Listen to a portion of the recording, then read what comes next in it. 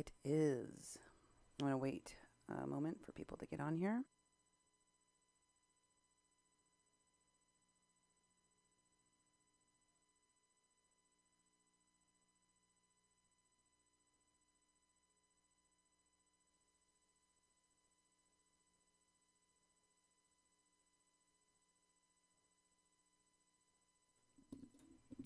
We're on YouTube. Hey, everyone. Welcome to the show. This is Mexican Crossing Lines with your hosts, Cindy Gomez-Schempp. And Duke Gomez-Schempp. You're listening to 88.1 FM, KPPPLP Fargo Moorhead, where we are adding local color to your airwaves. And tonight, I'm going to be covering Antifa defenders, those who defend Antifa despite their violent tendencies, despite what we've seen recently in the media with journalists like Andy Ngo and the bloody attack on him, and also how the left media has defended those violent attacks. I'm going to show you video from Oscar El Blue Ramirez's report on Antifa activists volunteering with Otro Lado at El Chaparral and how they attacked and threatened him. And also his videotaping of how Mitchell Verter, one of those involved, also known as El Chavo del Ocho, got arrested. I will share more about Mr. Mitchell Verter's history with Antifa, philosophy, religion, and activist apps. And I'm going to share with you how Evan Duke wasn't just promoting the videos you saw of the violent Salt Lake City, Utah protests, attacking police, comparing them to Klansmen, shared by Indigenous Environmental Network staffer Cherri Foytlin. He also was promoting the videos of the Portland Antifa, and how they've been involved in attacks, including the one on the journalist Andy, and other violent clashes that included activists that were involved in the standoff at Contraviento y Marea shelter in Tijuana. But first, I want to share with you a link to the video that was just done by Oscar El Blue Ramirez interviewing Pastor Albert Rivera of the Agape Shelter. In this recent video, he confronted the question to the pastor about the accusations made by River Doherty, saying that Pastor Albert Rivera is heavily involved, I think was the word he used, in human trafficking. Pastor Rivera answers the ridiculous accusations made by these activists, and I will share the link with you so that you can go and watch his video response, as well as updates on what's going on at his shelter in Tijuana. But I want to begin by thanking all of you for following our channel and subscribing to our channel and supporting our work. We are still planning that trip to Tijuana. So if you want to donate to our travel fund for Tijuana, please do so. And Duke, how can folks get a hold of us? Well, you can get a hold of us many ways. And, this is a YouTube live video. We are having some problems with Facebook tonight. I'm not sure what's going on there. We tried multiple angles and nothing was working. And we decided, well, let's do the YouTube live. We've been talking about doing that. Although I really miss doing the Facebook live. Hopefully it's not something permanent, but might be a glitch in their thing or they're doing something to us. But there's many ways to get hold of us. And I do appreciate how people have. And, there's one way you can, go to Facebook, if we're ever on Facebook ever again, the 88.1 FM Fargo Moorhead, the People's Press Project, or Mexi-Can. We have a call-in line where you can leave a voice message.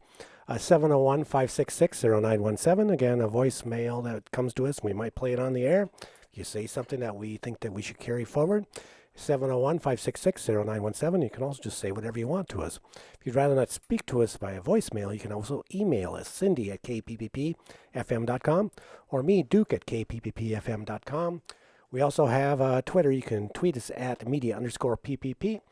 And go to kpppfm.com. That's our main website where you can see our shows that we've uploaded. And we put them all on YouTube, although tonight's is going to go directly to YouTube. And we're going to reverse it and put it on the Facebook. So we'll kind of reverse engineer it tonight. But go to kpppfm.com and go to Mexican Crossing Lines and look for our shows there and look at our other programming. And also you can go to kpppfm.com/donate. And that's where you can support our nonprofit organization that funds this station and funds our work. And we did get a donation from someone, and I won't say who they are, but they wrote a nice little message in here. I hope you get to Mexico soon. Good luck and many blessings. And in the front it says, gracias, thank you, merci, much appreciated, so grateful. We're grateful too. So thank you very much for that. And please support us. Go to kpppfm.com/donate. Any donation you make is to a tax deductible. It's tax deductible because it's going to a nonprofit organization. We're a legitimate nonprofit. We're registered with the IRS. We're registered in the states that we're in, and we are very accountable for the work we do. So please donate and support our work, and thank you to all of you who have. Yes, thank you very much. Once again, I apologize for the issues that we were having on Facebook. I don't know what's up with them. When we went to our live stream tab, as you can see, I posted the screen capture on our page along with the link to this live stream so people could follow along. The stream button is not available. It just says on the live stream tab, this function is not available. So can't live stream. Anywho, we know what the purpose of all of that is. It is to drive down the numbers of viewers. So the information, the important information that we want to share with you cannot be seen by a wider audience. But you know what you can do to fix that? Share, share, share. Make sure you share this, get other friends to share it. Let's boost this so that we can overcome the obstacles that Facebook is trying to throw in our way. Shall we? Let's show them we can. So we started off our last show, folks, showing you a very violent protest, unlike anything reporters had seen before in Salt Lake City, Utah, with Border Support Network activist Cherri Foytlin, the one that cackled like the Disney witch. Oh, yeah. Yeah. And I wanted to show you a video of the assault that took place on a photojournalist there. This is part of KUTV's footage. It's a very short clip, and what you'll see is a hand going over the camera of the KUTV reporter as they are assaulted while doing their job. This is right before the photographer gets assaulted and thrown off his bike that I told you about. Here's the clip. There's the hand. And you see that there's an activist trying to stop this reporter. And then this clip stops. It's very short, but it shows that they physically place their hands on the reporter and their equipment to stop them from doing their job. That came to us from KUTV. Well, folks, it's not surprising at all to me that Evan Duke was sharing those videos along with Cherri Foytlin in solidarity of those protesters out there. Here is his Facebook post sharing the Foytlin videos. It's right after that one, Duke. Right after that. Right there. And here is Evan K. Duke's post. Solidarity, he says, hashtag solidarity, still here. Salt Lake City Chamber of Commerce is selling out local brown communities And he puts the same chant that you heard in the videos: abort the port, hashtag give us back our babies, F ICE, F Trump, and protect children. And the image that you see there is one of the videos I showed you from the protest yesterday, where they're all dressed as animals and they're dancing around to the marching drums. Not surprised at all. Folks, I want to talk for a minute about the normalization, especially on the progressive left, of violence. The normalization of defending Antifa and their violent actions. Because as long as these folks manage to label someone part of the right, as a Trump supporter, as a MAGA hat wearer, as a conservative reporter, what have you, they feel that that entitles them to the violence that they have perpetrated on people like Andy and Ngo, and also as well as we saw on Oscar El Blue Ramirez. And even today we heard that there was a confrontation between River Doherty, one of these activists in Tijuana, and Pastor Albert Rivera. They don't have any qualms with violence, as I showed you from their introductions in the Border Support Network. In fact, they like to brag about their involvement in violent clashes, and I'm going to prove that to you again today. Take a look at this video that portrays what was done to the journalist Andy Ngo. Here is, I don't know if I'm pronouncing his name correctly. Correct me if I'm wrong, folks. But here is a video. Here's a video clip of the attack. There was a much longer video. There's a couple of them on Periscope that I'll have Nemo share with you from Mr. Andy Ngo's Twitter page. And in this shorter video, you can see how they attack him with what they're calling milkshakes. They're throwing these, looks like white liquidy substances on him, as well as beating him and punching him. Here is the clip from the Independent COUK. Yo!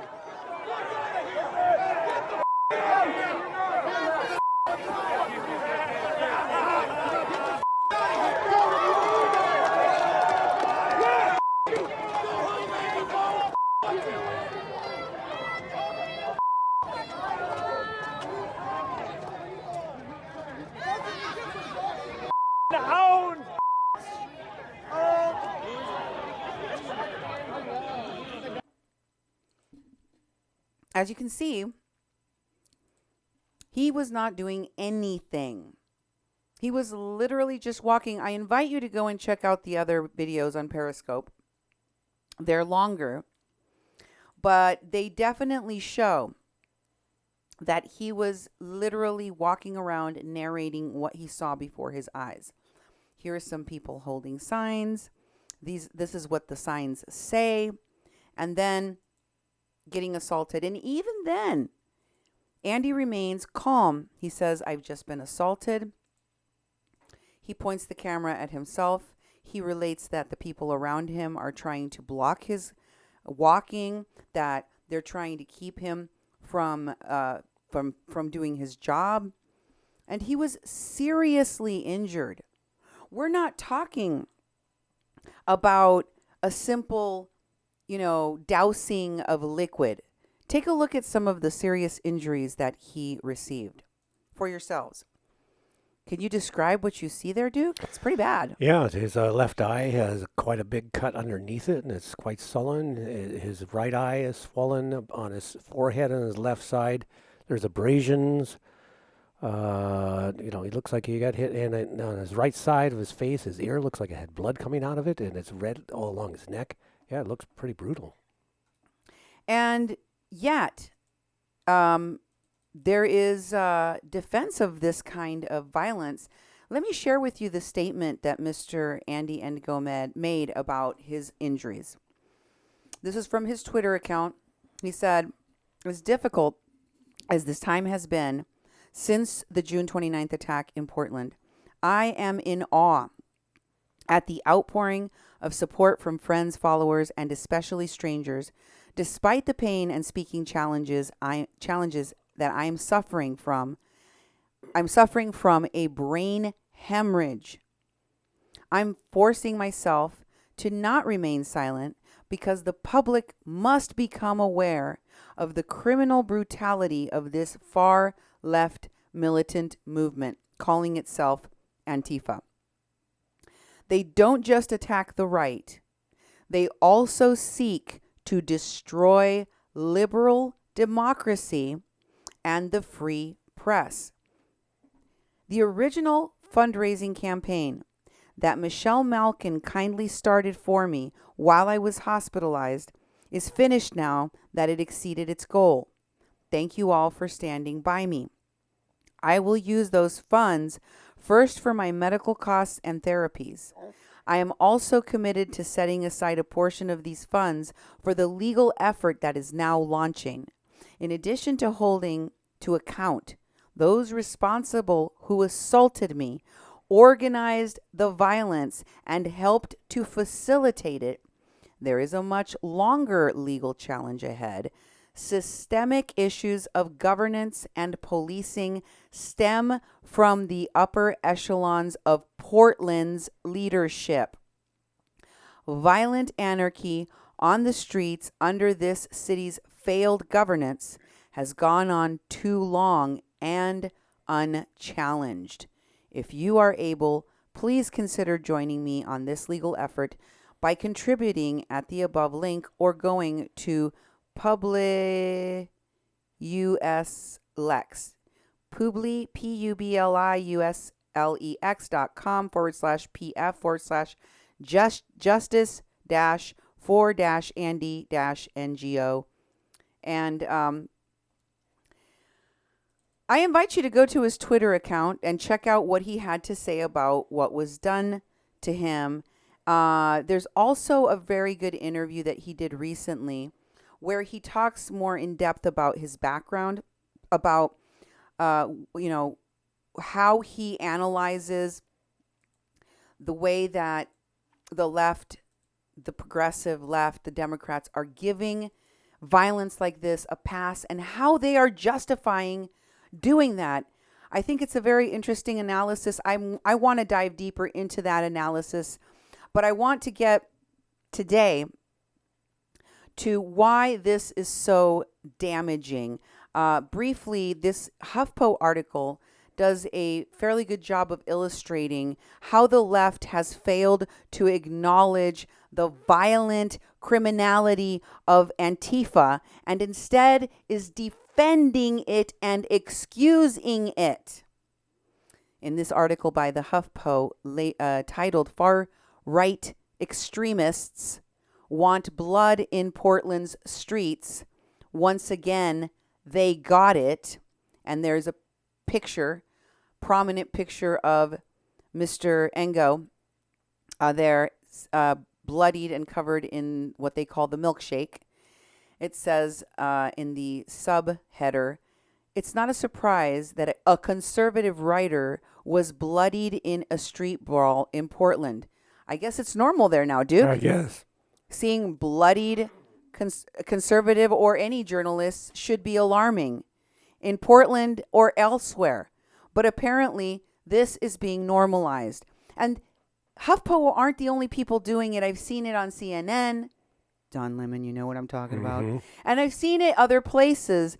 And it's seriously disturbing to me that people on the progressive left that bring up Martin Luther King's "I Have a Dream" speech and his nonviolent ways of being every single time they can are somehow excusing this kind of violent behavior, even when it is attacking journalists.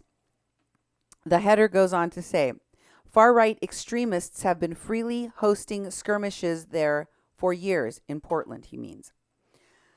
A conservative writer was injured over the weekend at a rally in Portland, Oregon, kicking off a tidal wave of right-wing complaints about violence on the left.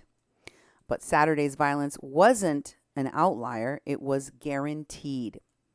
It's been happening on the same streets, hosted by the same far-right extremist groups on a regular basis since the election of President Donald Trump. These rallies are specifically organized for the purpose of violence, with makeshift weaponry, and bloodied, tearful faces appearing in Portland with regularity over the years. HuffPo has reported on how far-right extremists who organize these meticulously plan their attacks, their ideological opponents, and then claim victimhood when the dust settles. We saw the same on Saturday when the Proud Boys extremists gang hosted yet another one of its street fights in Portland, at which they were bound to be injured. This time around, it was a conservative writer, Andy Ngo, who has 200,000 Twitter followers and a reactionary publication called Quillette behind him. But Andy, I just want to stop there and say, Andy has been published in a whole slew of publications, not just the quote-unquote reactionary publication Quillette or Quillette. And what is his crime that made it an assured thing that he was going to end up beat up and bloodied? Is it the fact that he writes for a reactionary publication, according to this author, or is it the fact that he has over 200,000 Twitter followers? I'm not sure. But according to him, that is a justification. And it says he was bloodied in the melee by unidentified assailants. What followed was a flood of hand-wringing from national news outlets, notice the tone, on both sides of the political aisle. Fox News on Monday was decrying Antifa violence alongside CNN's Jake Tapper, who tweeted over the weekend, Antifa regularly attacks journalists. It's reprehensible. At an instant, the underlying problem that extremist gangs have for years been hosting bloody skirmishes in coastal cities like Portland, often with tactics support from local police, was lost amid a media circus of pearl clutching and punditry. Are you catching how this language peppered in? Pearl clutching, punditry, decrying. What do you think of the excuses that are being made for these violent attacks by the left Antifa group? Well, for me, it goes way back to Portland. Oregon was the place, like, when I was growing up, where all the people my age and younger were going because it was a cool place to go. They had housing co-ops. They had all this progressive stuff there. So young people just flooded there. I remember going down there and spending time in one of the housing co-ops, with a friend who was going to college. And I thought it's really weird because there's these pockets of this so-called progressiveness all over the state. And I noticed as time went on, all the anarchists from our community, they all went there. They've been breeding this anarchy lifestyle in that state for a long time. So, when I hear this report and I see what's going on there, it's been the hotbed of Antifa, and I'm not surprised because, and as I got older and I went to Oregon, I always thought it is really strange. They have some strange cities and pockets, and yet in the rural areas and all the other places, the people are totally different, And so I thought it was, so as this is happening and we're reading this article and we're seeing things that are being exposed, it actually makes more sense to me now. Yeah. And by the way, these activists, they also tried to intimidate and attack Oscar El Blue Ramirez in Tijuana, going all the way back to when he was first encountering them at the standoff at the Viento y Marea shelter that took place for 6 days with federal police officers, if you will recall. Here in the video I'm about to share with you, Oscar confronts both River Doherty and the Mitchell Verter, the man that surrounded his vehicle along with these other activists you'll see in the video, in a threatening fashion, and took pictures of his license plates such that they would be able to dox him. And so this gentleman was arrested. Mr. Verter was arrested.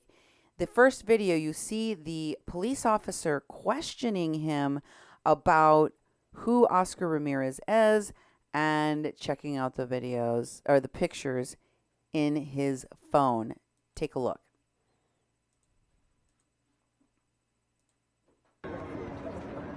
So just tell me in my face you didn't go to my car and took pictures on my license plate. Right. Can you answer me that question? You went to my car late yesterday and took quick pictures on my license plate? Right. Okay, so he's filming us. I don't know who he is. Where's the I'm a journalist over here. Do you took pictures on said my I don't know license who he plate yesterday? So Yes or no? I don't want to know who he is. Why? Yes. But yes or He's no? filming us.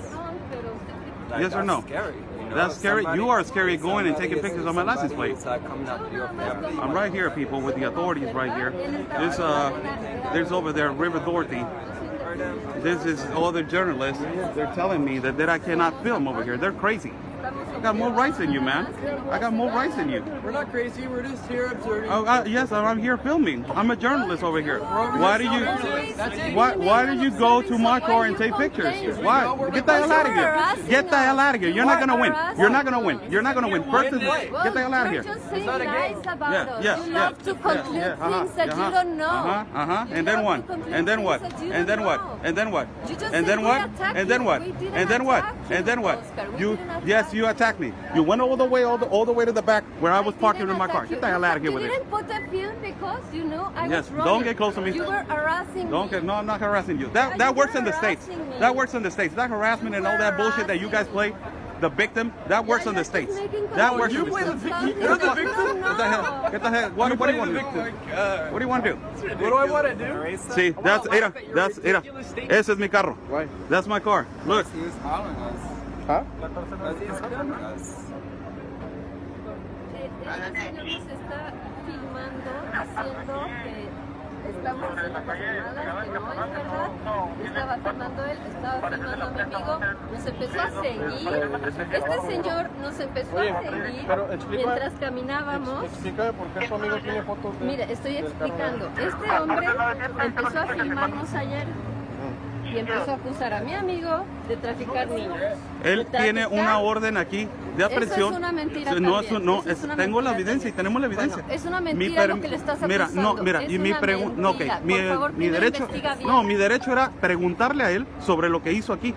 Y es mi derecho como periodista y mi derecho como mexicano de preguntar qué es lo que están y ustedes también haciendo es su aquí. derecho Ok, no ustedes díganme, contestarle. ¿son migrantes aquí ustedes? No, entonces ¿qué están haciendo aquí? Entonces ¿qué estás haciendo aquí? No eres mexicana. Estoy observando. Oscar Ramírez. No soy mexicana. We're right here. Estoy observando que los derechos. We're right here. No, los derechos de los migrantes. She keeps saying that she is observing. She's an observer. Yeah. She doesn't seem to be observing. She seems to be harassing. She seems to be threatening. She seems to be giving out advice to migrants. These folks, we've seen plenty of these folks. They are under the guise of being there to make sure that the human rights of people are not violated, while this guy, the guy that is being arrested, sits there and lies to the officer in front of Oscar. Did you notice the officer was asking him? And Oscar was translating in the background. He said, I'm a reporter. I'm a reporter here. Like, he was denying he even knew who he was. He kept saying, I don't know who he is. I don't know him. Then they look at his phone and Oscar goes, that's my car on his phone. And then he changes his tune right away and says, oh, he was following me. That was scary. As if this guy was scared of Oscar. Did you see his video? Oscar's video the day he confronted him?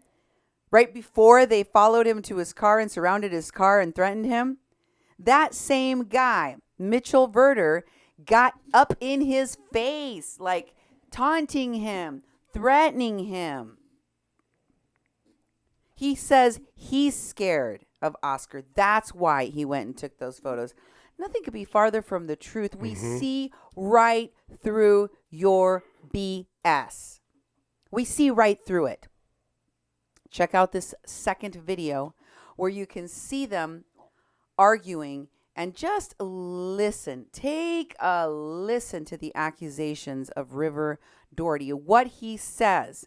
By the way, also notice what he admits, because when he was originally accused by Albert Rivera, the pastor at the Agape shelter, of being in the Border Support Network activist group that provided drugs, including methamphetamines, to the migrants at his shelter and to the unaccompanied minor, which he kidnapped, Carlos. This man threatened our station and said that I wasn't there and I didn't know what I was talking about. Same thing that he says to Oscar Blue in this video. He says Oscar is the one that accused him of trafficking people and kidnapping a child.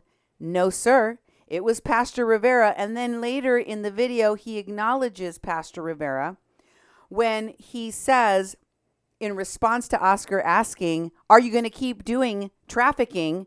He says, if you mean helping people, yes. And then he says, I'm going to keep taking people away from Pastor Rivera specifically. And Oscar says, why? He's a good person. And he said, because he is a major trafficker. That is what River Doherty has said about this pastor, accusing him in a live video of being a trafficker. Well, we know River Doherty has something to do with it, because he actually did kidnap a child on videotape, was caught by Mexican police with the child in his vehicle where the child was recovered from. And in fact, in this video, he admits to knowing the whereabouts of that child. He answers Oscar's repeated questions about what happened to Carlos by saying he is in ICE detention. You would know, River, wouldn't you? Because you had something to do with helping him get there. See, these activists, they're so fake. They decry the conditions of the same detention facilities they are filling to capacity with the people like this unaccompanied minor that River Doherty helped kidnap from the Agape shelter. And what is more is the accusations that he makes against Albert Rivera, the pastor at Agape. Take a listen for yourselves. This is the arrest.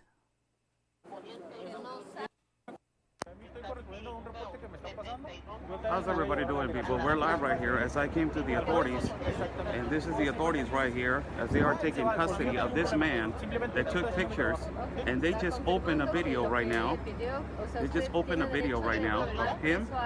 They just opened his phone, and his phone had all the pictures of my car. It had all the pictures of my car. There's River Doherty over there in the back. There's other journalists that is claiming that they're on the right to be over here. And I'm telling them. Y me entregué la evidencia también, obviamente. Porque yo ahorita caballero señaló él. And they're getting arrested right now. He's getting arrested right now. There's another one right here. There's another one. Oh, we're here taking pictures. Terrible. No, they're not doing. You guys are not doing. The only thing that I'm against is why you going to my car and taking pictures on my license plate. I told you guys yesterday, don't mess with me like that. You go online and you threaten us. All right. I'm not threatening you. No, you have. You're in the other person's country, and I'm threatening you. Yeah. So who has more rights, you or me? Sounds like you keep saying it's you have more rights. Yes, I have more rights because I'm in my country. Why do Get you the want hell to out of threaten here. me? Get the hell out of here, man. Why? Really? Don't even start. No, that's why I'm asking. Don't even start. Don't even start. Shut up. Yeah. So you tell me whenever I ask you a question to say, don't even start. Shut up. Yeah. Well, what do you want to argue? I don't want to argue. I want you to stop being such an asshole. What asshole? Who do you call an asshole? I'm calling you an asshole. Man, you don't want to get your ass whooped right now. Oh, you want to whoop my ass for calling you an asshole? Yeah, These is your famous blue. This is the individuals, Threatening to people. kick my ass. These are the individuals. This is the guy that has been accused at a shelter, trafficking a 12-year-old kid, Carlos. Do you remember Carlos? Oh, of Do course. you remember Carlos? Yeah. Do you remember Carlos? What happened to Carlos? Do you remember Carlos? What happened? He's in ICE detention. Yes. Do you remember Carlos? What happened to Carlos? He's in ICE Yeah. detention Yeah. right now. But what happened? Why you were taking him? I wasn't. Why I you took were him taking back Carlos? to the pastor. Yeah. And what? No. And why you were taking drugs back to the shelter? That's not true. No, that's not true. We got proof of that. Oh, yeah, where? Show it. All Show the it. people in the shelter You that keep were saying talking, that. but where is it? What the hell? You're right Standing here, right Why you here, with disappear the all of a sudden? police. Why you I disappear didn't all of a do sudden and you anything. went back to I've the U.S.? been here since No, hell December. no. Get the hell out of here, Yeah, man. ask Get out of Cherri. here. You This come here individual right once here a week, tops. started running after saying, "Oh, we're not doing anything. You're harassing I us." wonder Get out of here why. with that. Get out of here with that. Look Oh, at it. shut up. Get out of here with Look at that. Dane Cook right here, the comedian. Look at him. Look at him. Look at him. Just look at him. Bueno, He goes back so right you here. are really fucked up. No, you're the one that is messed up. ¿Para qué los están llevando? Es ilegal tomar fotos. Esto puede terminar, nosotros no teníamos que hablar con el juez. Va la persona que está señalando y le está tomando. This is the situation right now, people. Es ilegal hacer eso. No es ilegal, es una falta reportante. As I told you guys, I'm not playing with these people. I'm not playing with them, and they think I'm playing, and I'm not. Sí, y muchas Ahí fotos.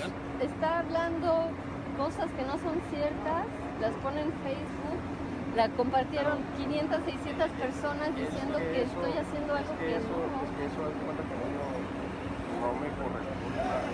Es punto y aparte. Aquí hay una persona que está señalando.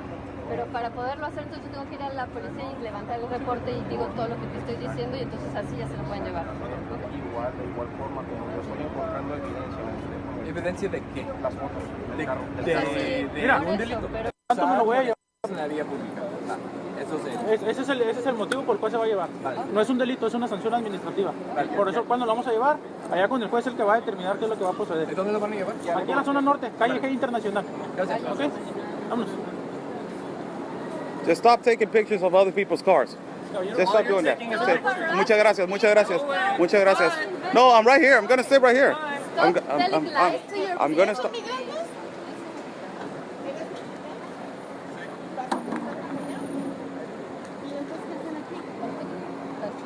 Me importa porque soy mexicana. Bueno, estoy mirando. Yes, get out of here. ¿Ustedes son migrantes? Sí, soy migrante. ¿Eres migrante? Migrante. ¿De dónde eres? ¿De dónde? ¿De Gran Colombia? Oh, sí, eres de allá. O So sea, que why you no eres migrante. No, voy vives bien. allá? No vivo allá. ¿Tienes pasaporte para ir y venir acá? Sí, tengo pasaporte, claro. Pero es que... Pero ¿qué importa? Es como, es ilegal estar aquí, sincero. ¿Por qué andan haciendo los migrantes? Ellos están haciendo un proceso para sacar los documentos. Que andan Yes, get out of here. Yes. Yes.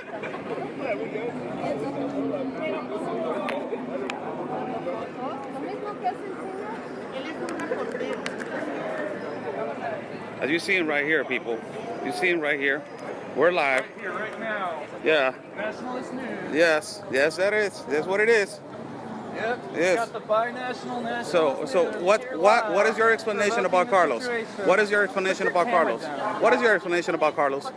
What is your explanation? I already explained. Not Yes, to but you. what happened? What happened? Tell me. Why would you know? Yeah, but what happened? It's public information. No, it's You're not a reporter, public. right? Yeah, but you just I'm going to the source. You're the source. I just want to know what happened to Carlos when you were trying to traffic him to the United States. What happened to him? It's already been dealt with. Yeah? Yeah. Are you going to do it again, River? Help people? Yes. No. I will. No. Get them away Yeah, from yeah. the pastor? Sure. Yes. Well, why the pastor? The pastor's a good man. The pastor's a great man. Yeah, he's highly involved in No, traffic. no, hell no. Yeah. He's not highly involved. You're the one that is highly involved. No. You're How? the one. Where's No. the proof? Yeah, Where do you got? What do you got? who you were taking? You were taking a minor.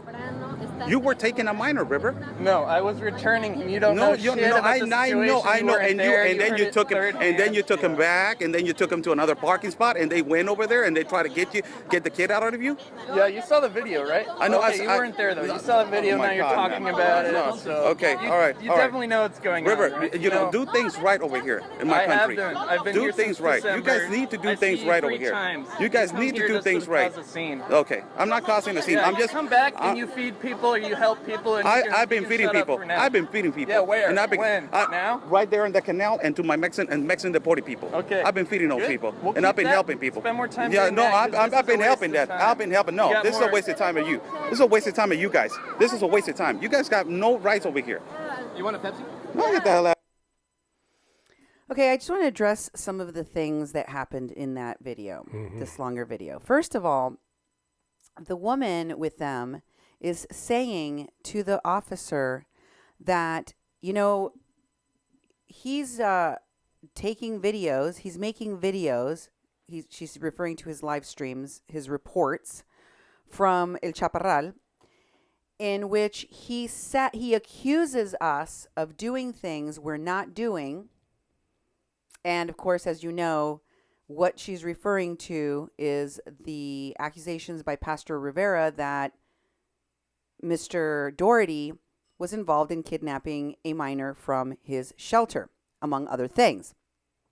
But she asserts that those things aren't true. So because the accusations were made and because Oscar, among many other reporters in Mexico, repeated the same information which the pastor provided video and documented evidence for, which he went and filed a police report for, right? That's why this woman thinks that she is entitled to, along with these two activists, Mitchell Verter and also River Doherty, to circle Oscar's car and take pictures of his license plates and threaten him. And he corrects her. The officer corrects her and says, "What you're saying about your accusations that he's doing something to you, that's a separate issue." And then she quickly rattles off, "Oh, okay, so if I want to make those accusations, I need to go to the police station and make a report against him, and then you'll take him away?" And he says, "I'm taking this guy today for this." And they're like, "Why? Is it illegal to take pictures?" It's illegal to harass people. You did more than take pictures, and you know it. Just like you did more than take pictures and witness the day that you went and spat on Roger Ogden of Patriot Fire and then broke a board on his body and then broke his camera and damaged his vehicle. They're doing a lot more than just witnessing and passing out their crappy little things of oatmeal. God knows what's in that oatmeal. God knows what they're passing out in those bottles, like the one that they tried to give Oscar. So I just want to also say that when he challenged River, River responded with, "Where's the proof? Where's the proof?"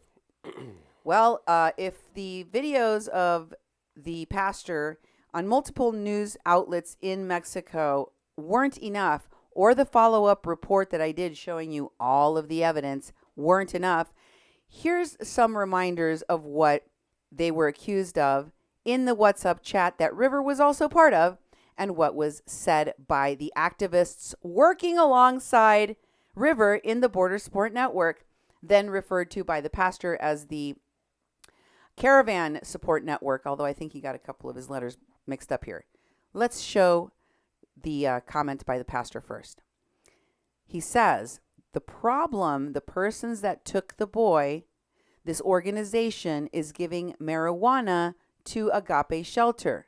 The boy identified 4 migrants and pointed directly to their face, saying, you and you and you are smoking drugs here in Agape. Plus, this group has an addiction problem.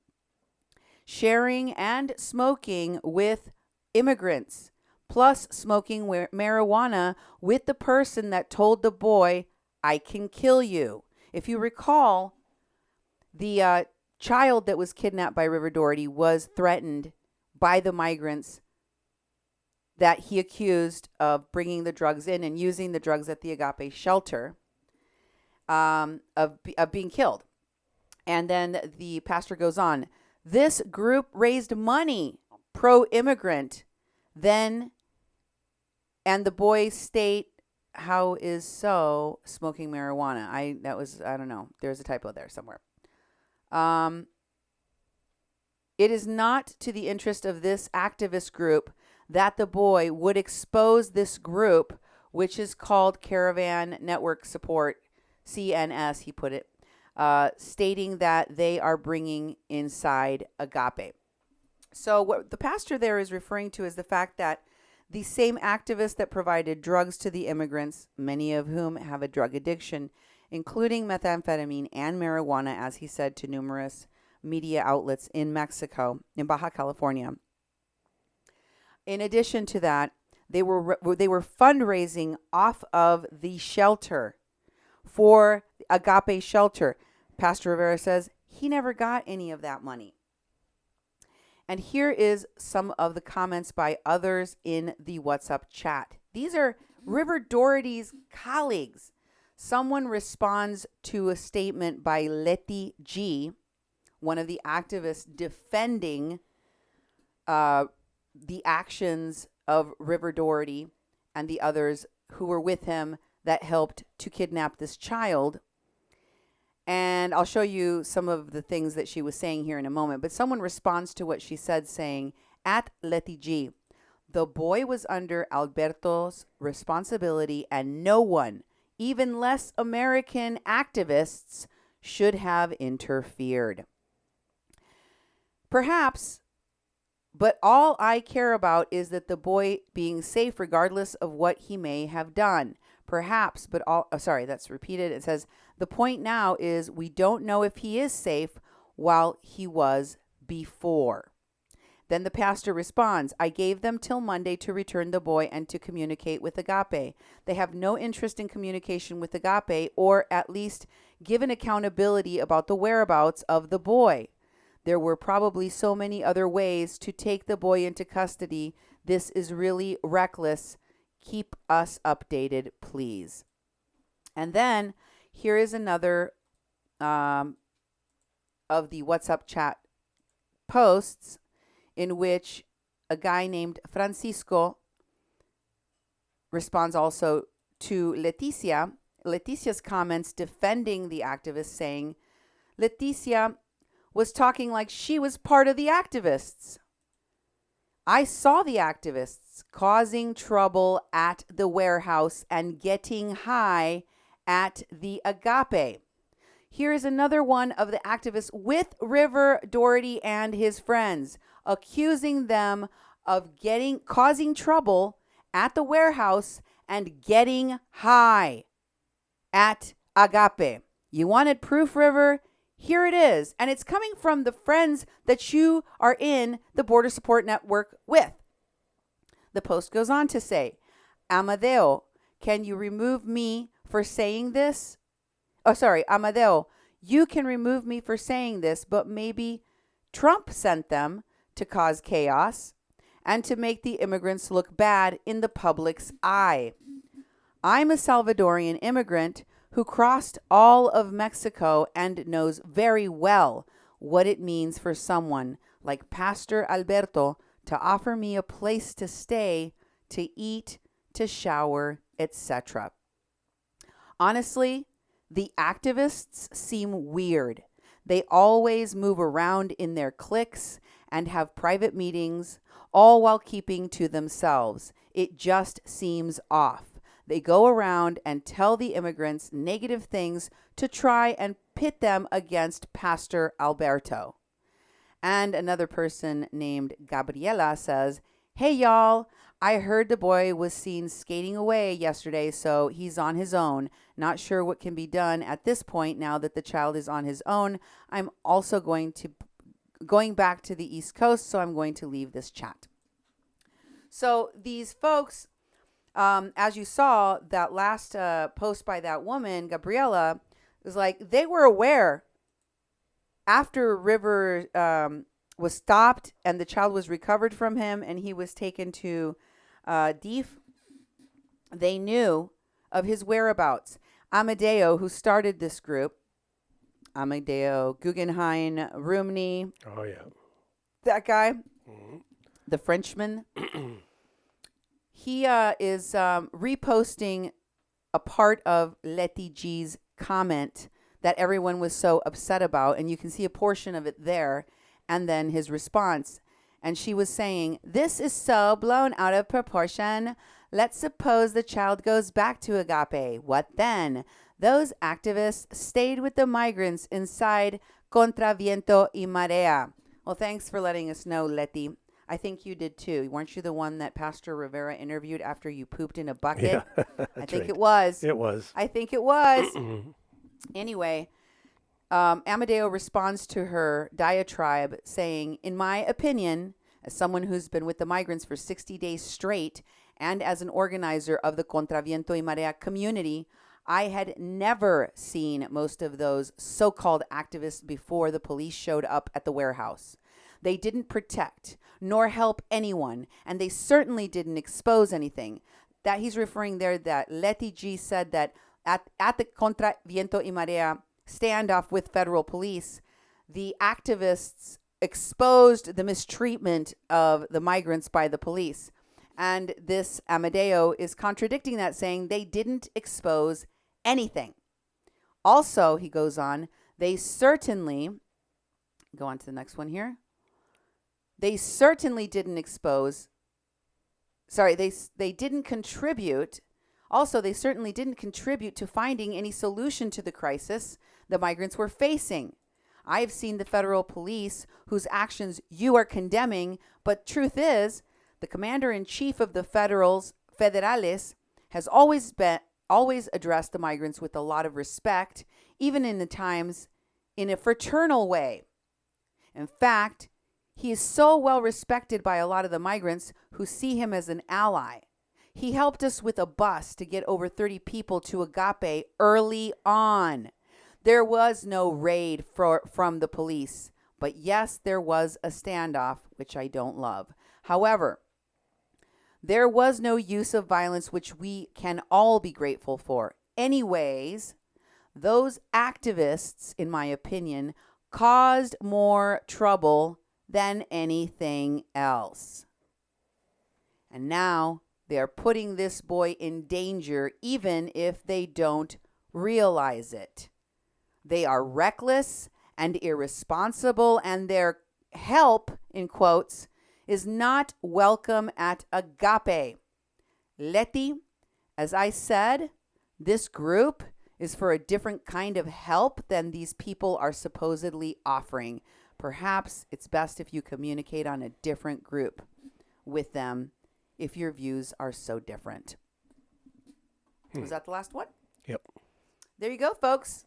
There's your proof, River. Even the people that were there said you didn't do jack squat but cause problems and get high with the migrants at the shelter.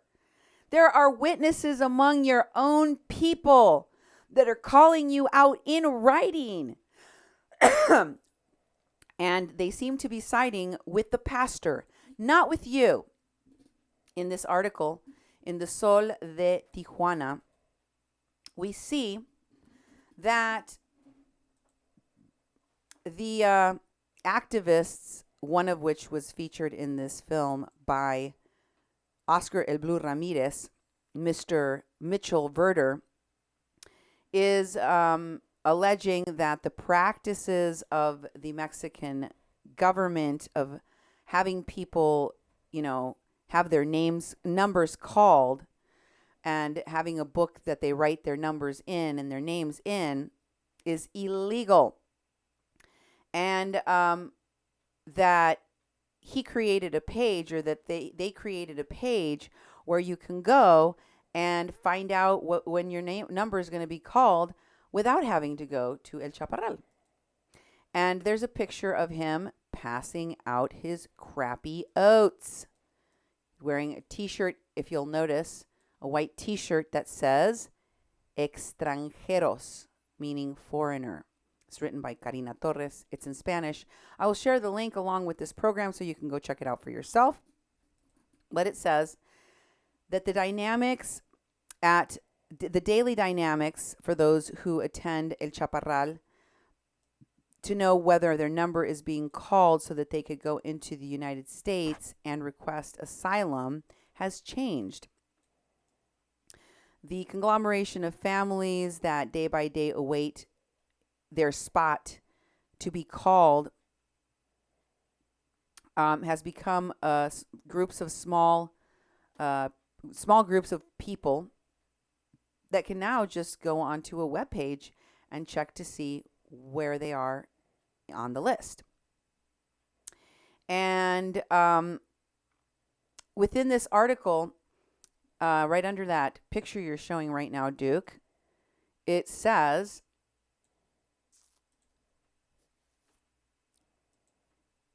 keep going.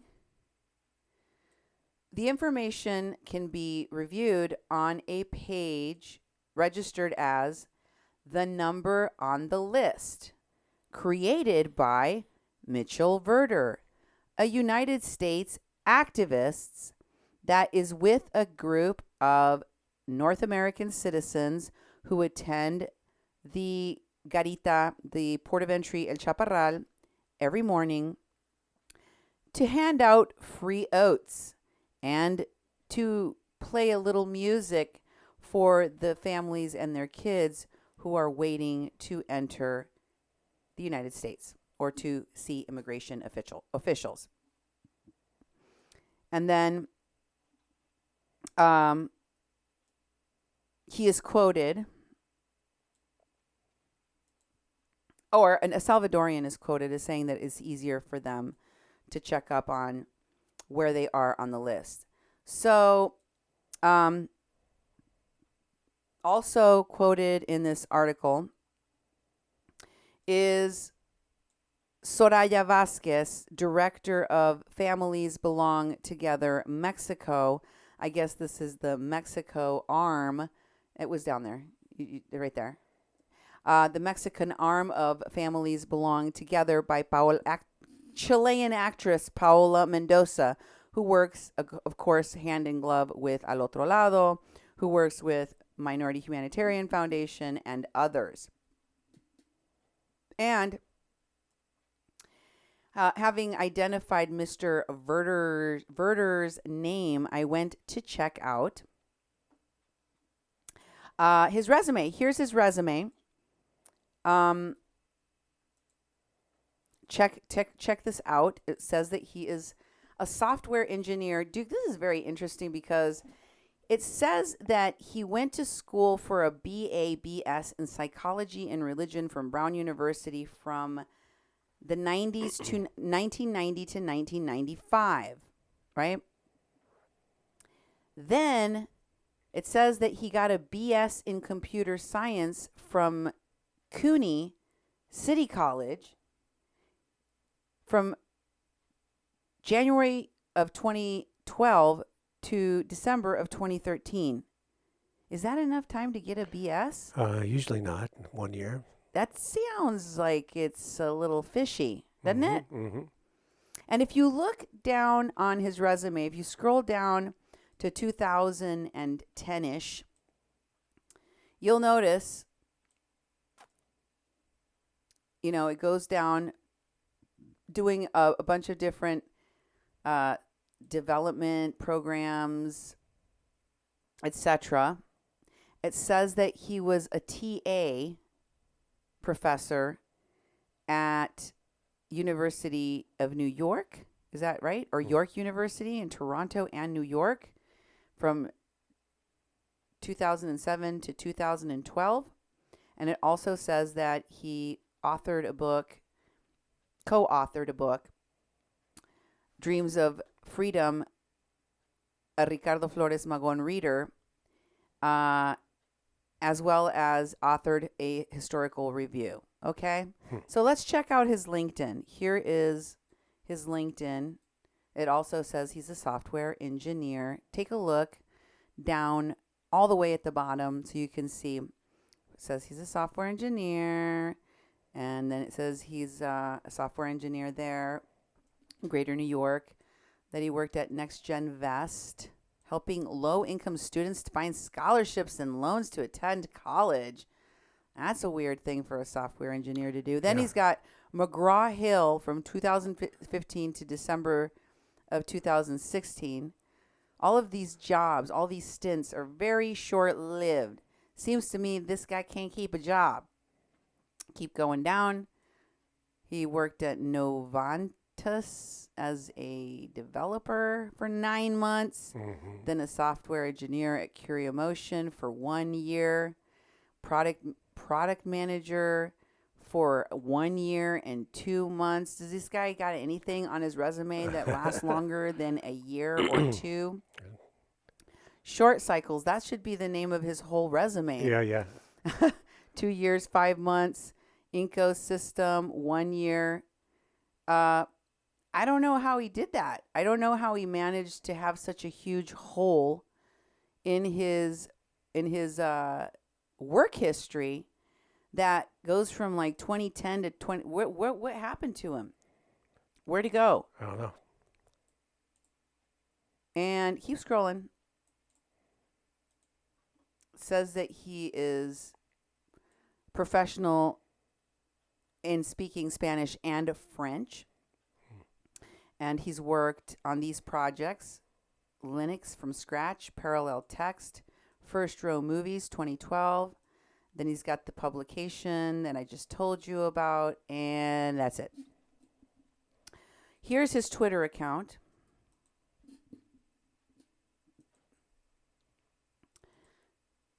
What was he doing for all those years that he has nothing on his resume? There's nothing showing up. Well, that's okay because he only had about 3 tweets. So it's not that important. He hadn't tweeted for a very long time. Here's his YouTube. Maybe we can get that one up. Check it out. And then he did this app. Take a look at this app. It's called Gutter Snipe. It's not very sophisticated. I don't know how many software developers or app developers are out there, but I'll show you the video of this app that he created for activists, okay? Listen, because you're going to hear Food Not Bombs. That's in Clave Caracol. Check it out. Food Not Bombs is connected to those food, shelters. Here's his video from YouTube. All right, so we can search for stuff that is shareable. We choose a category. There is food, medical, shelter. Food, we have dumpsters, food pantries, Food Not Bombs. Just go through these. Dumpster. So these are all taken from the Freegan dumpster directory. And food pantries, this is taken from the New York list. Food Not Bombs, taken from the webpage, Food Not Bombs webpage. Medical, we have free clinics. STD testing. Needle exchanges. And then shelter, we don't have that much. We have one occupation, one info shop, one squat. Not much actually in this, so I'm not going to drill down. So the thing here, so let's go back to the pantries. Now we can see all of these pantries in a map. There you go, they're all on a map. Click on one, And then we can click here for details. There you go, there's the detail. And then we can view the single one on a map. There you go. This whole list, the whole toggling between the list and the map, that's going to be fixed up a little bit. Right now it's a little bit clunky. Just go back to the front page. If you want to add a new shareable, you can use a spreadsheet or the form. The form. There you go. Name, description, address, time. Up to 4 comments. Spreadsheet.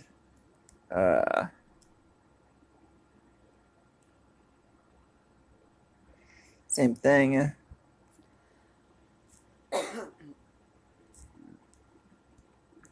then here's the about page. I don't wanna go to where the rich are going. I don't wanna know about what the rich are doing. They think they're so clever. They think they're so right. But the truth is only no. Okay. All right, so if you want, you can send an email. There you go. That's my email. And then look at Kropotkin, Conquest of Bread. This app is basically a realization of some of his ideas. And then that is that's Guttersnipe right there. All right, just send me any questions. Thanks, bye. And Gutter Snipe, aptly named for how crappy its design looks, is available on Google Play if you want to get that for whatever reason. Here's the Google Play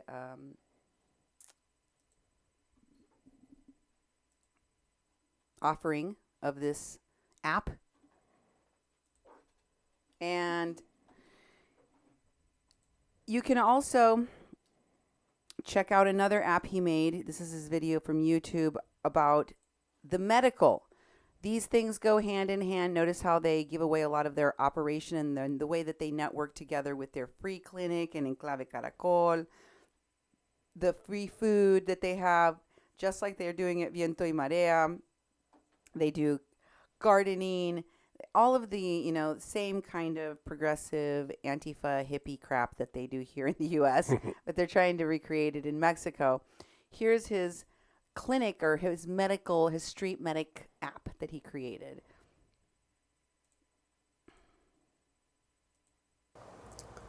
Okay, Action Medical app. First you have to go to the Play Store. You have to install it. Action Medical. There it is. It's already installed, so. And then basically all we have here is, it's really primitive at this point. It's just the notes from the lectures. So click on this one. There you go. More notes. Soft tissue injury. That's about it, ad infinitum. Just kind of reminder notes for the various aspects of the training. This is a very preliminary version. I'm working with Brian about kind of getting this more in line with the current and future documentation and just improving the user interface all over. Anyways, this is just the preliminary step. Thanks, bye. Somebody on our live chat mentioned that it's funny that Clash singer's video is being used in conjunction with these Antifa people because he hates Antifa. Oh, really? But that isn't strange at all. In fact, it doesn't surprise me because these tone-deaf and ignorant Antifa people proclaim that their proximity to idols such as that singer and also other folks like Ricardo Flores Magón, who this guy that got arrested claims is Antifa. I'm not joking. This is a talk that Mr. Verter went to give in, get this, Istanbul, Turkey. Yep. And here is the translated version of this event. It says, could you read that one, Duke? Interview, Anarchism in the Mexican Revolution, Ricardo Flores Magón. This Saturday, the dreams of freedom, including Ricardo Flores Magón, one of the pioneers of the uprisings against the Mexican Revolution, guerrilla movement, and the Zapatistas, with his ideas and actions symbolized by the slogan, Land and Freedom in the Inbal.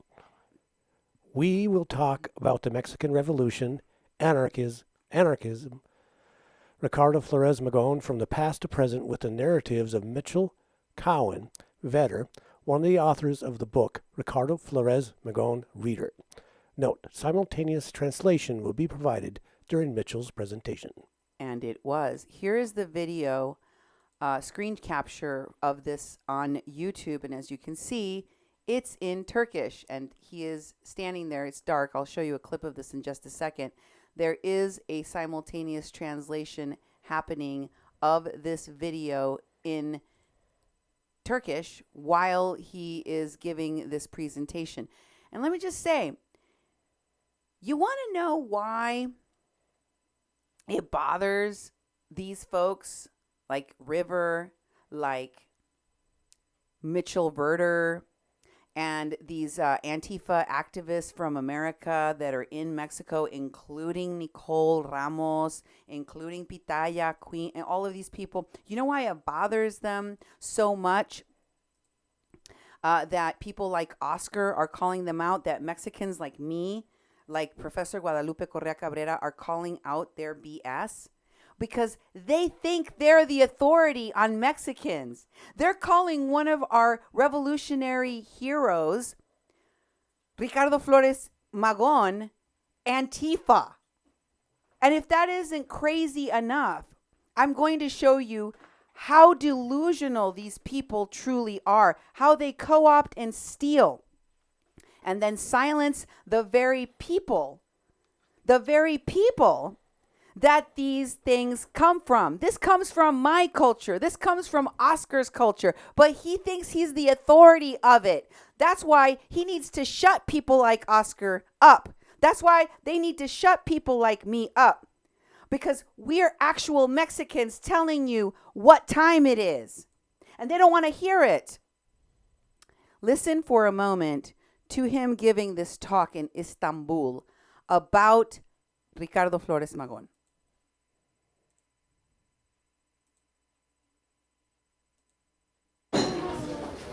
We'll start.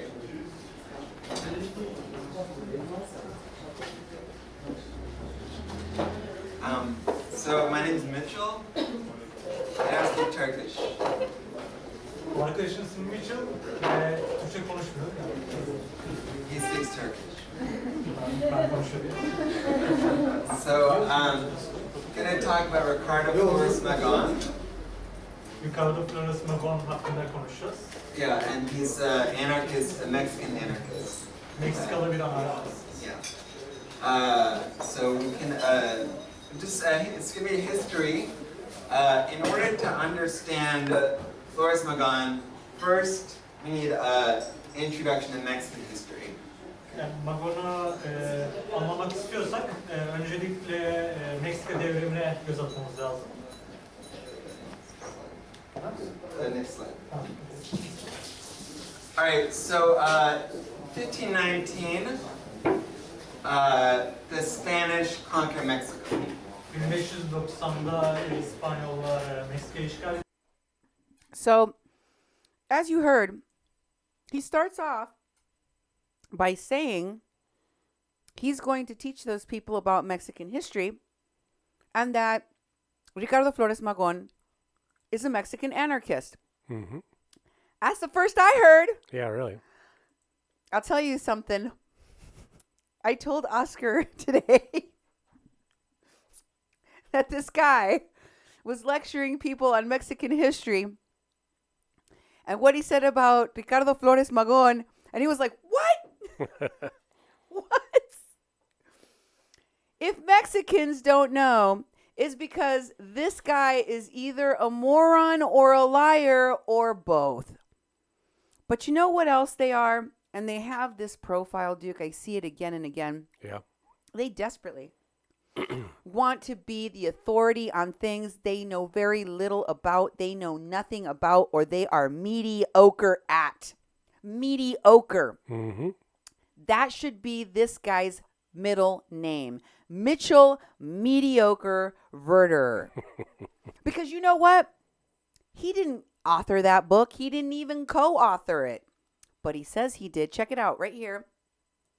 On another page where he was listed as a front-end engineer. It says Mitchell Verterer has spent the majority of his engineering career working on education products. I just showed you his LinkedIn. He didn't keep a job for very long anywhere. Mm-hmm. As a graduate from Brown University, he also wrote, says he wrote it, Yep. and published a book on the Mexican Revolution from Puerto Rico. While he was in Puerto Rico, he published this book on the Mexican Revolution. Wow. Wow. Makes him sound like he's not a joke, right? Mm-hmm. Except that book didn't really get published because it was censored. And here is him posting about how his book was censored. Author Mitchell Cowan Verter. And he writes, censored persons die, ideals are eternal. He complains here bitterly about the fact that the guy that actually authored this book parted ways from him. And I won't read the whole thing to you, but you can see there that he talks about how this person he was writing the book with ultimately told him to take a hike. Okay. It says here they had differences of opinion, first of all, okay? He says, the Mexican anarchists teach us, las personas mueren, pero los ideales buenos son eternos. He has a typo even in that sentence. Persons die, but noble ideals are eternal. This romantic notion contains within a profound insight into the limits of personhood and profound awareness of the infinite regeneration of hope. In this volume, the first anarchist remembrance of Ricardo Flores Magón, published in the nation of his exile, we must carefully consider how to understand his legacy. In particular, we must guard against the myths that Flores Magón himself always warned about. What he always warned about, that of personalismo, of identifying the struggle for human liberation with a certain leader. One can point toward the example of the authoritarian revolutionary figure Ernesto Che Guevara as an object lesson in liberation. excuse me, an object lesson in the perils of the cult of personality. When one identifies a hope with a personal leader, one condemns the struggle for liberation to be something that can be easily represented and repeated, co-opting a revolutionary dream into an icon that capitalism can easily turn into a commodity to sell alcohol or pop or music, or in your case, to raise money off of the suffering of migrants. Anyway, if you can go back to the post that you had up for that censored book. It says there in the censored selections part, as you can see, that person he was writing this book with was Chaz Buff. And it says, as Chaz himself admits, In his dedication, I did most of the work on the volume, selecting and organizing the essays, contracting prominent Flores Magón scholars such as Benjamin Maldonado, writing the historical overview and compiling the bibliography and chronology and so forth. Chaz delegated himself the role of an editor, giving himself the ultimate authority to censor my work.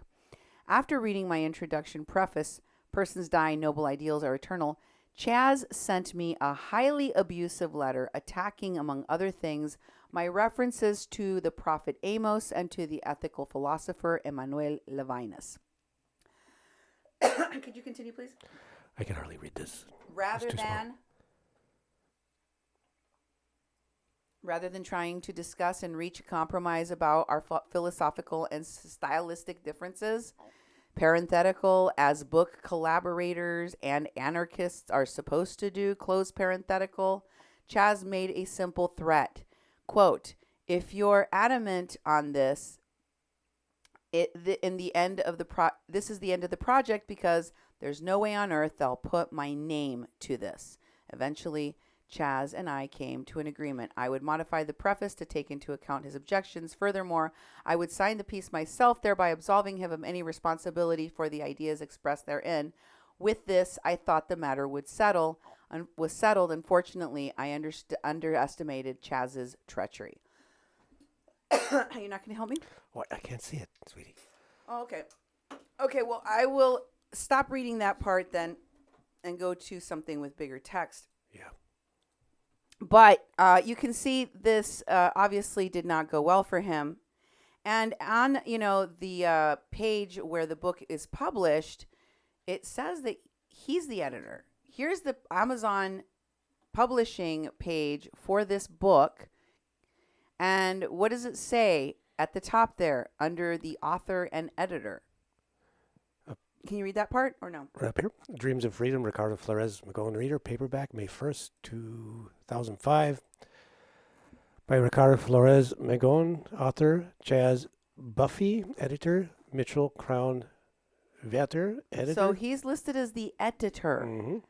As the editor, which he claims was the job of the other guy. Yep.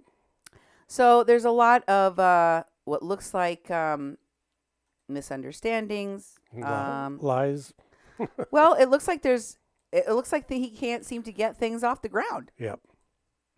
To look back and find out how he got to Puerto Rico, how he ended up in Puerto Rico, how he ended up writing anything about having to do with this book from Puerto Rico, I found this obituary.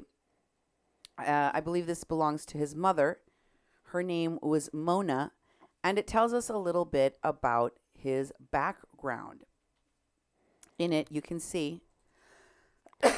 Mona Schwartz passed away on January 12, 2015, from complications related to Alzheimer's disease. Born Mona Ellen Cowan in Brooklyn, New York on June 24, 1935, she was a graduate of Midwood High School, Barnard College, and the Harvard Graduate School of Education. After several years teaching in London and Michigan, Mona moved to San German, Puerto Rico in 1966, where she co-founded an experimental school for elementary and high school students. Moving to Brookline, Massachusetts in 1977, she taught history and social studies at schools in Brookline, Newton, Sharon. In 1984, she switched careers from teaching human resources, eventually forming her own company, MedPlace Associates, which fostered the careers of medical personnel in the Boston area. She retired in 2008. Mona met Scott J. Schwartz, an MIT graduate and computer hardware designer, in 1982. They were married in 1986. She had 3 sons by her first marriage, Bradford Verter of Williamstown, Massachusetts, and Geoffrey Verter and Mitchell Verter, both of New York City.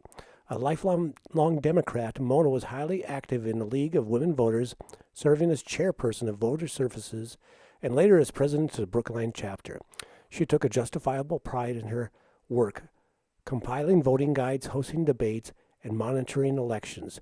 Fluent in both Spanish and Spanish and French, Mona was an avid traveler. She and her husband spent a month each spring traveling in Europe. Her favorite places were Paris and Italy's Amalfi Coast.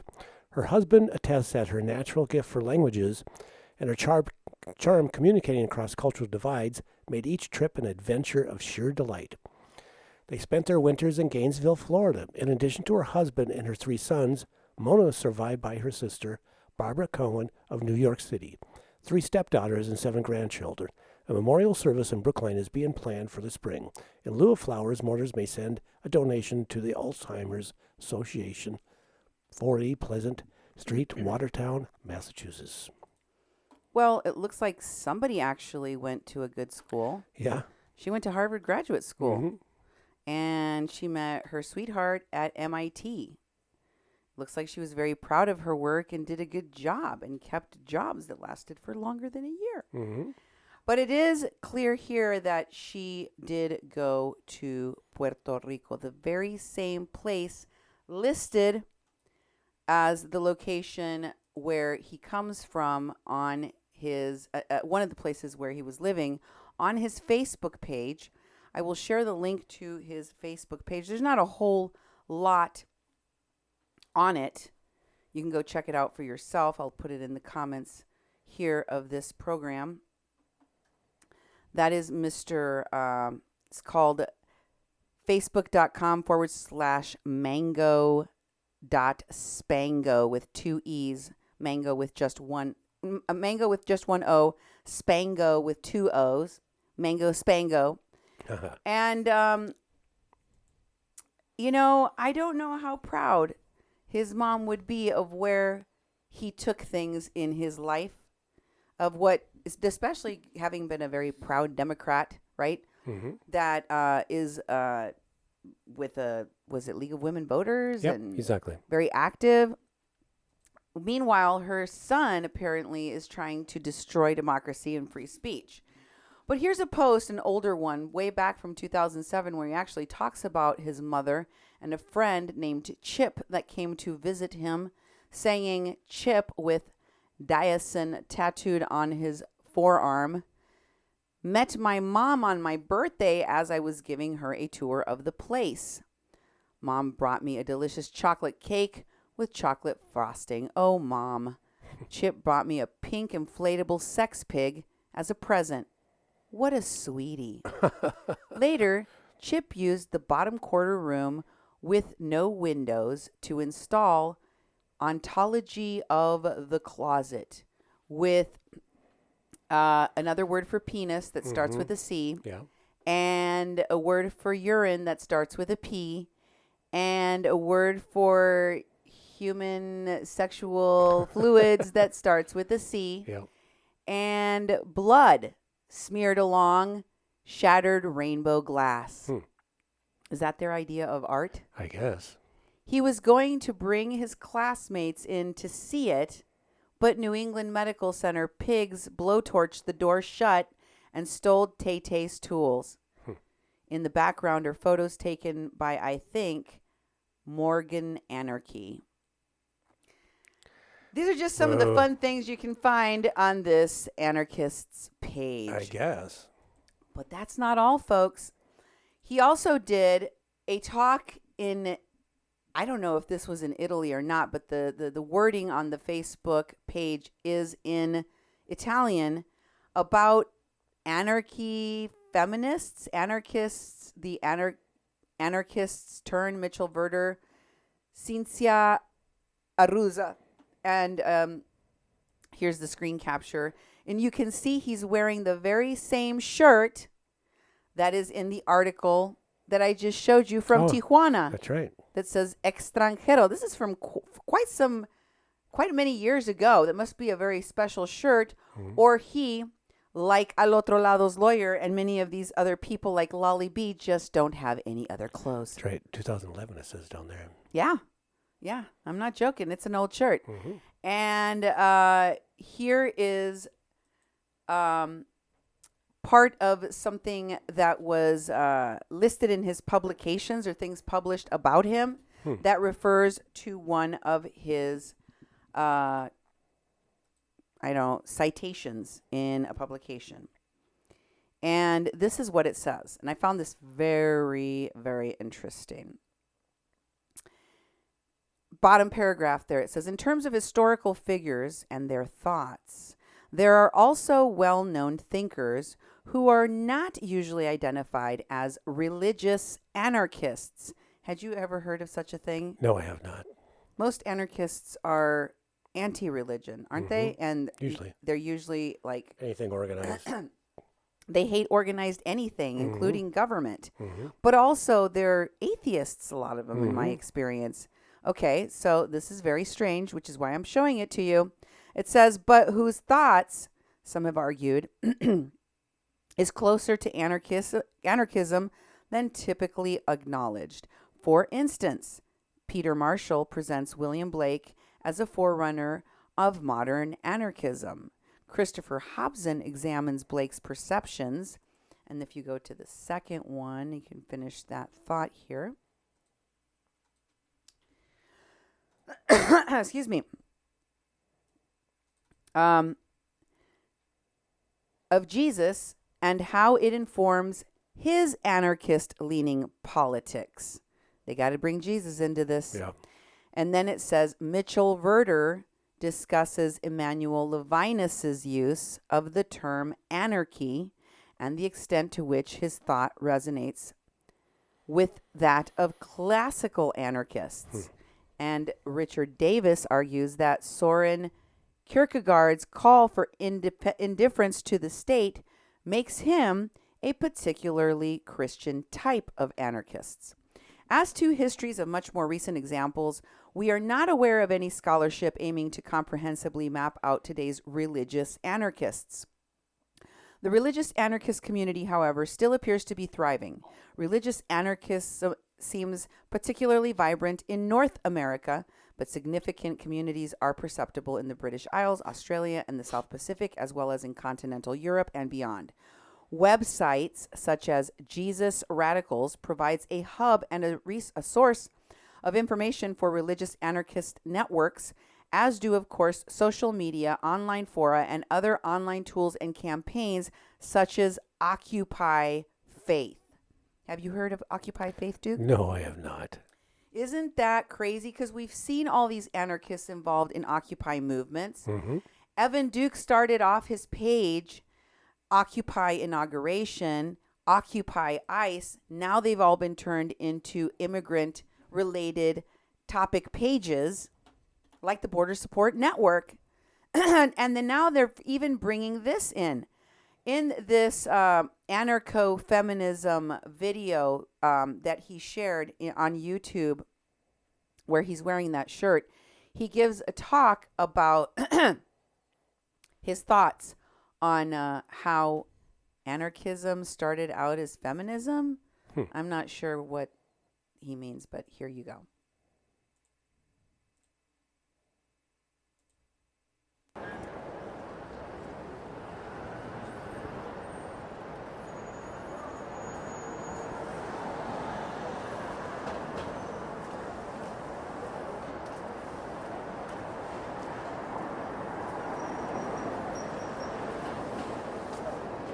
They're zooming back from a building. Mitchell, Verter, and Sinsa Arusa. Let's resume our session.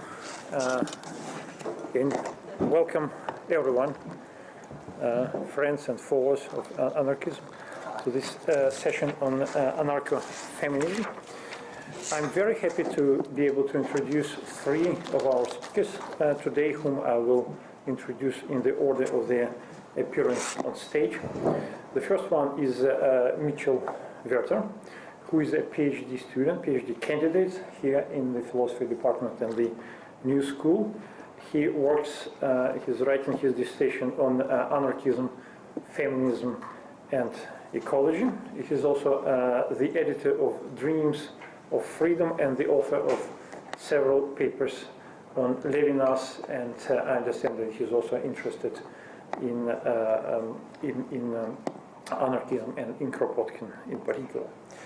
Our second speaker is Cinzia Aruza, who is assistant professor of philosophy here at the New School in the philosophy department. She just joined us this year, and so far we've been very happy with her teaching and research. She has an enormous, remarkable breadth and depth at the same time.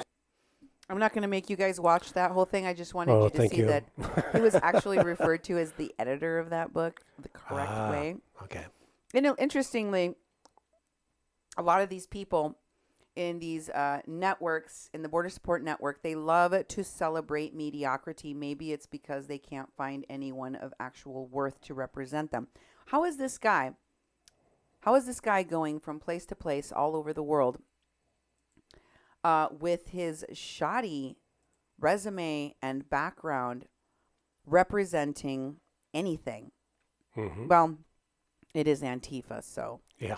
But, you know, I see the same thing over and over again. We heard that one of the founders and leaders, all the way back going to Standing Rock, of veterans connected to Antifa and activists connected to Antifa, Evan K. Duke III, was an alcoholic with a criminal record.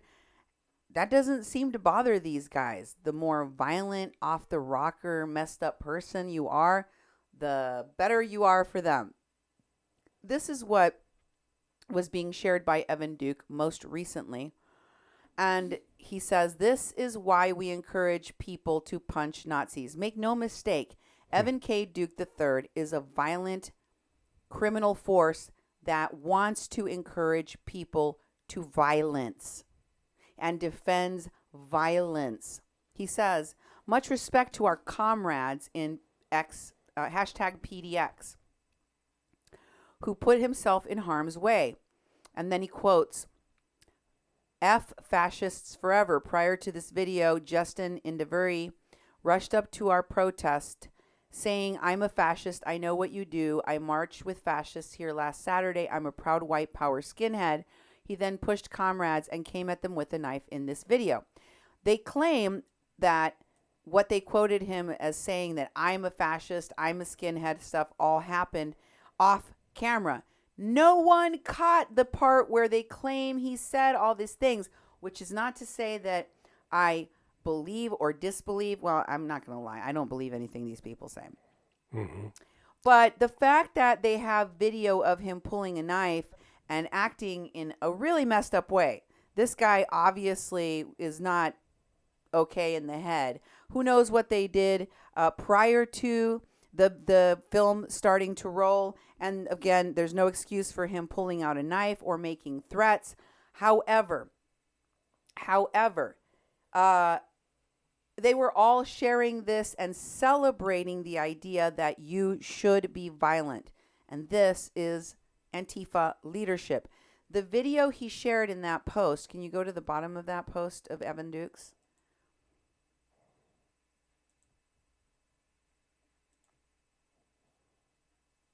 If you go to this post, you can see it's Emily Finch's post of a video.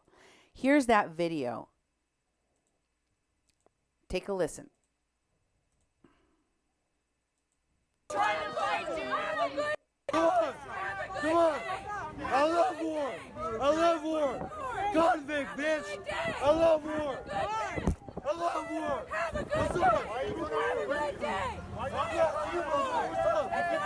What's up, motherfucker? I'll fuck you up right now. Have a good day. Bye. I'll fuck you up right now, motherfucker. What's up?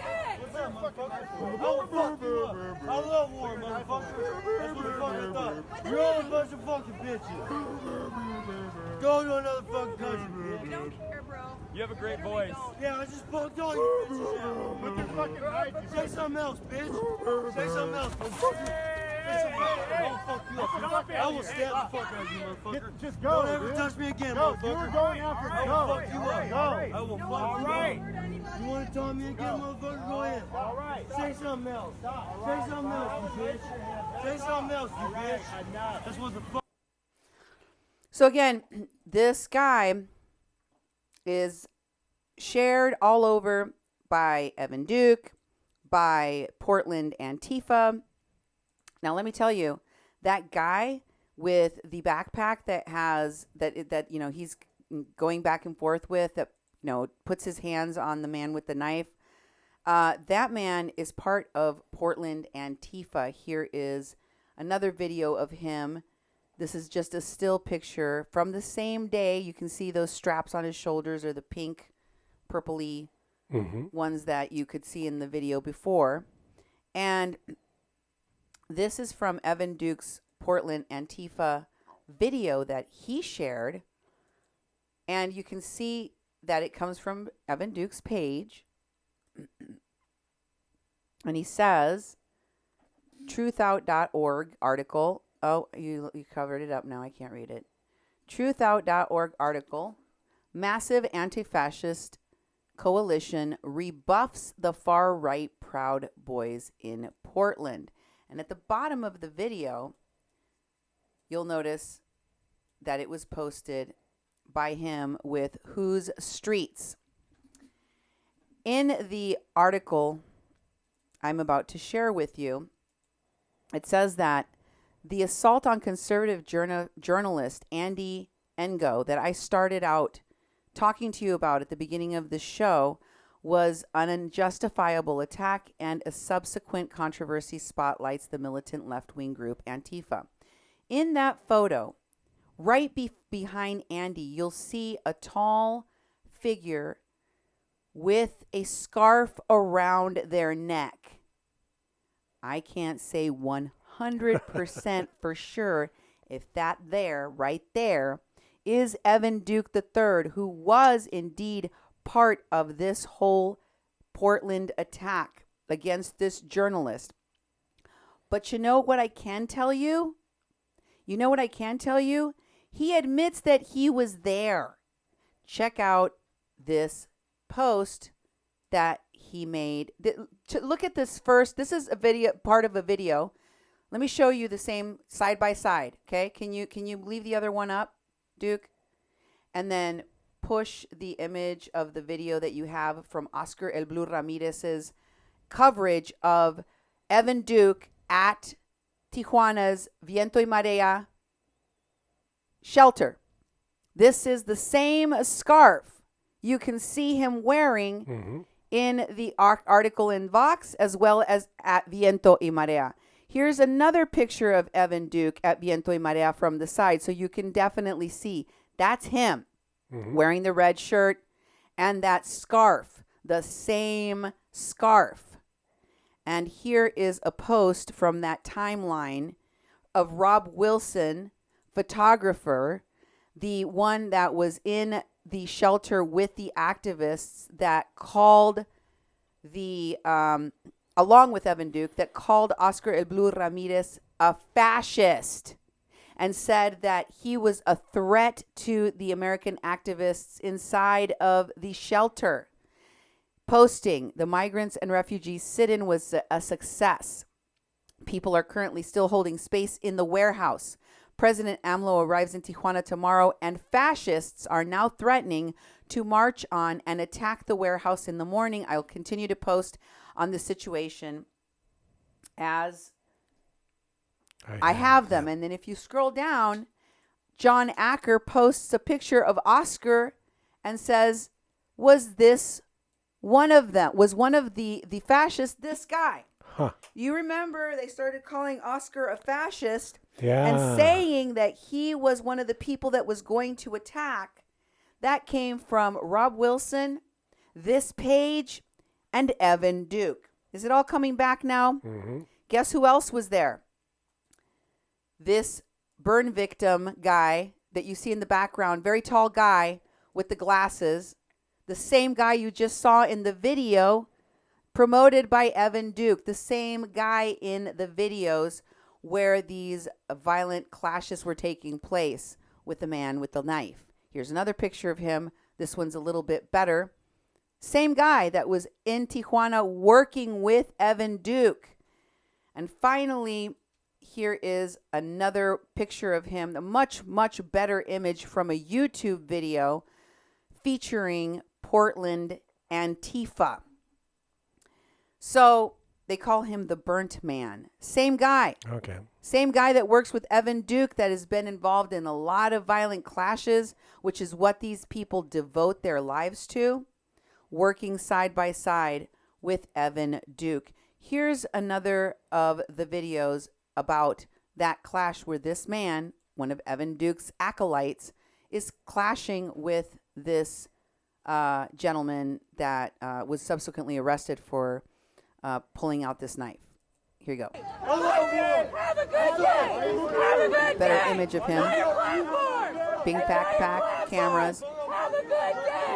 Have a good day. I'll fuck you up right now, motherfucker. What's up? What's up, motherfucker? I'll fuck you up. I love war, motherfucker. That's what the fuck I thought. You're all a bunch of fucking bitches. Go to another fucking. You have a great voice. Yeah, I just poked on. You recognize that? Yep.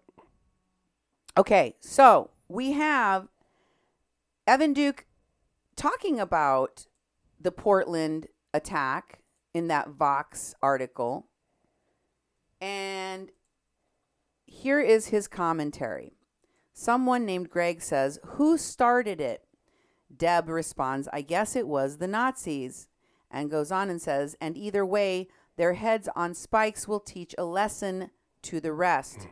A lady named Emily says, "Andy," referring to the journalist in the Vox article that I showed you, looks to have a picture. Looks like there is a picture of Evan K. Duke, the founder of the Border Sport Network.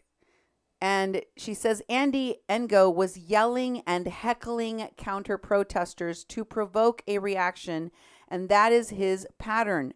He filmed while Patriot Prayer broke someone's vertebrae unprovoked, did nothing to intervene or get help.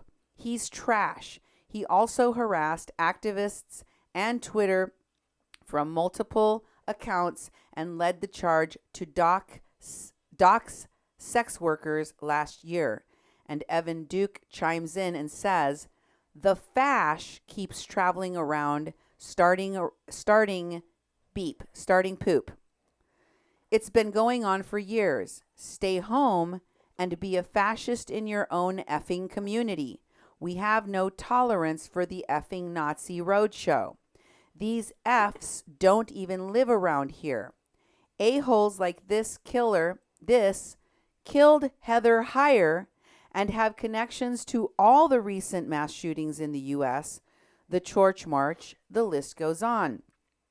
This piece of bleep is a propagandist anti-Muslim who coldly photographed fascists breaking a woman's vertebrae recently.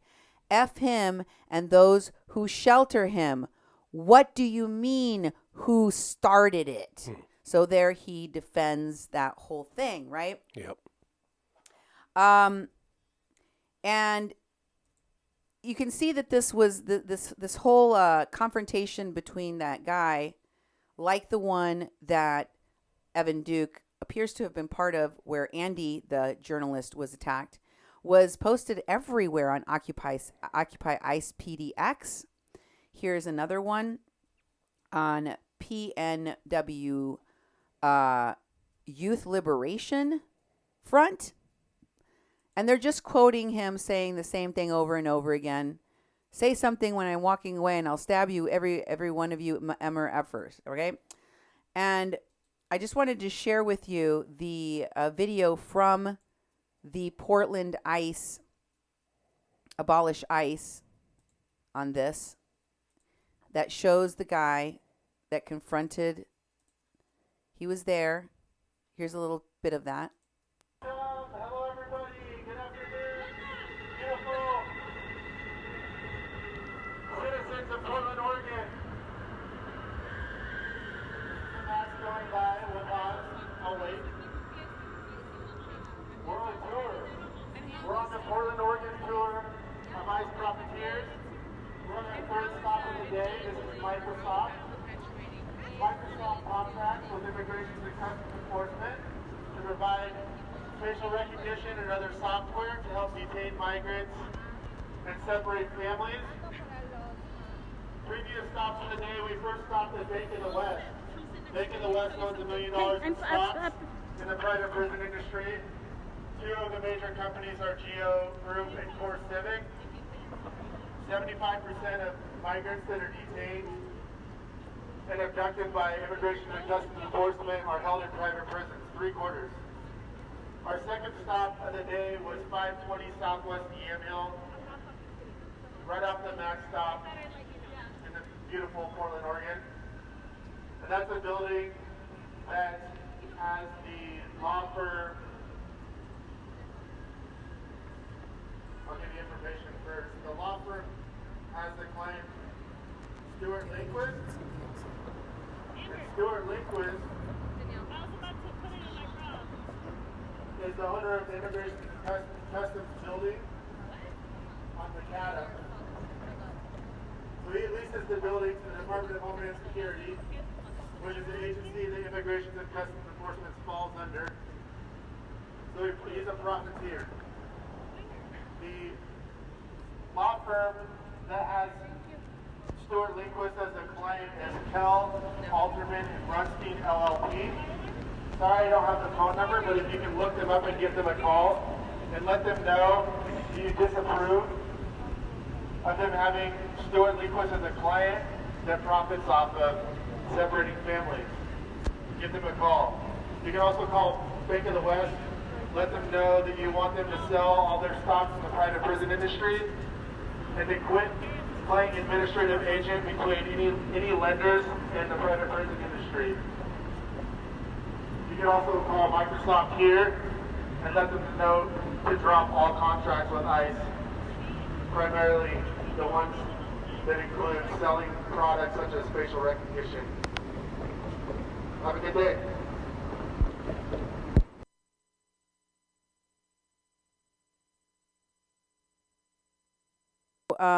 They were protesting Microsoft. Is that what they said? Yeah. They're protesting Microsoft. I mean, a lot of these protests seem almost ridiculous. Keep scrolling down. You'll see it. It's huge. It's giant. So if you just keep scrolling, you'll find it. Maybe it's right there. There you go. There it is. How come? There it is. See it? That's it. You want to see that right now? Yep. I would like that. Very much so. I wanted to show you an image from the comments of Evan Duke.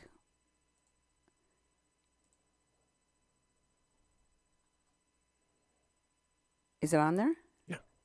Right now. Is it? There it is. Okay. Thank you. He says, "You may have seen the image of the old man who was bloodied during the Portland civil disturbance. People are using this image to say how violent Antifa is. What they aren't showing you is that he was armed and instigating violence. Propaganda at its finest." Keep scrolling down. And you'll see he says, somebody named Jim Winfield responds to him, "I agree, but I've seen videos with Antifa members with batons as well. Beeps are out of hand. Things are out of hand. Beating up journalists and an old man is effing weak and something I can't get behind. These same people complain," I'm censoring myself here, I'm censoring them, "complain about politicians silencing journalists, yet attack one simply based on his politics. Cowardly beep." And Evan responds to him saying, "I was down there." So here he admits for himself that the Andy attack that I showed you a picture looks like he was right there watching it. He admits in his own words, he was there. "I was down there. That old man was attacking people with an ASP baton, an ASP baton. No one would have effed with him if he wouldn't have instigated. He tried to drag someone out of the crowd by their neck at one point." Winfield responds to Duke, "I saw," and Evan Duke says, "As far as Andy goes, he is a piece of beep. I was happy to see him get milkshaked, silly sprayed, and chased out." Apparently, Evan, you were close enough to watch him get beaten as well. But he says, "I didn't put hands on him. That's just me, though. If it were Gibson or any number of other Fs we deal with, I would have. And then he puts the story in.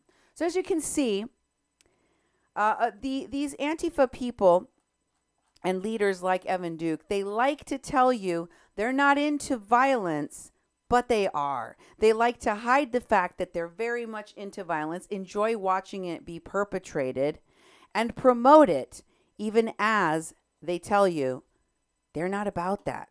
Here's another picture of Evan Duke.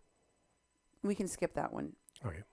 Here's a picture of Evan Duke with Doug Warren, where he's wearing another very similar scarf, which, you know, it seems like he's always wearing those same pattern, exact scarves. Yeah.